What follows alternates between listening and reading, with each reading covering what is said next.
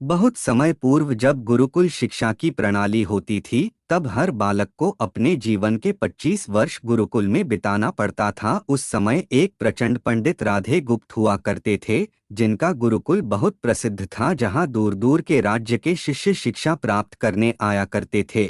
बात उन दिनों की है जब राधे गुप्त की उम्र ढलने लगी थी और उसकी पत्नी का देहांत हो चुका था। घर में विवाह योग्य एक कन्या थी। राधे गुप्त को हर समय उसकी चिंता सताती रहती थी। वह उसका विवाह एक योग्य व्यक्ति से करना चाहते थे, जिसके पास संपत्ति भले ना हो पर वह कर्मठ हो, जो किन्हीं भी परिस्थिति में उसकी बेटी को खुश रखे और उचित समय पर उचित निर्णय ले सके। एक दिन उनके मस्तिष्क में एक ख्याल आया और उन्होंने इस परेशानी का हल सोचा कि क्यों ना वो अपने खुद के शिष्यों में से ही योग्य वर की तलाश करें। उनसे बेहतर उनकी बेटी के लिए और क्या हो सकता है। इस कार्य के लिए उन्होंने बुद्धिमान की परीक्षा लेने का निर्णय लिया और सभी शिष्यों को एकत्र किया।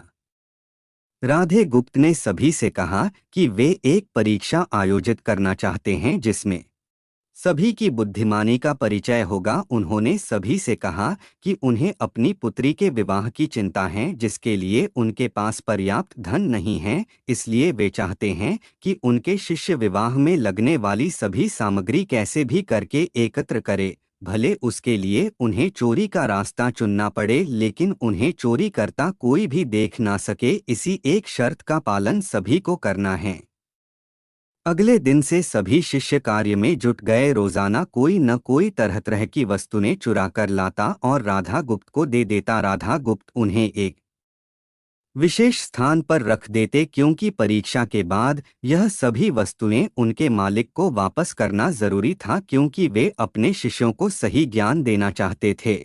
सभी शिष्य अपने अपने दिमाग से कार्य कर रहे थे, लेकिन इनमें से एक चुपचाप गुरुकुल में बैठा हुआ था, जिसका नाम रामास्वामी था। वह राधा गुप्त का सबसे करीबी और होनहार छात्र था। उसे ऐसा बैठे देख राधा गुप्त ने इसका कारण पूछा। तब रामास्वामी ने बताया कि आपने परीक्षा की शर्त के रूप में कहा था कि चोरी करते वक्त इसे कोई ना देख सके। इस प्रकार अगर हम अकेले में भी चोरी करते हैं, तब भी हमारी अंतरात्मा उसे देख रही है, हम खुद से उसे नहीं छिपा सकते। इसका अर्थ यही है कि चोरी करना व्यर्थ है। उसकी यह बात सुन राधा गुप्त के चेहरे पर खुशी छा जाती है। वे उसी वक्त सभी को एकत्र करते हैं और पूछते हैं कि आप सब ने जो चोरी की, क्या उसे किसी ने देखा? सभी कहते हैं नहीं। तब राधा गुप्त कहते हैं कि क्या आप अपने अंतर्मन से भी इस चोरी को छिपा सके? सभी को बात समझ आ जाती है और सबका सिर नीचे झुक जाता है, सिवाय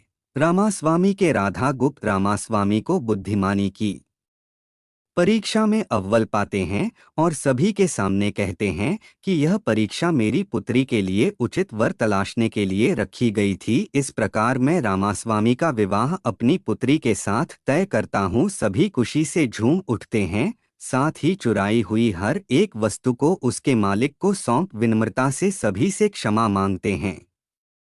कहानी की शिक्षा। बुद्धिमानी की परीक्षा से यही शिक्षा मिलती है कि कोई भी कार्य अंतर्मन से छिपा नहीं रहता और अंतर्मन ही मनुष्य को सही राह दिखाता है। इसलिए मनुष्य को किसी भी कार्य के सही गलत के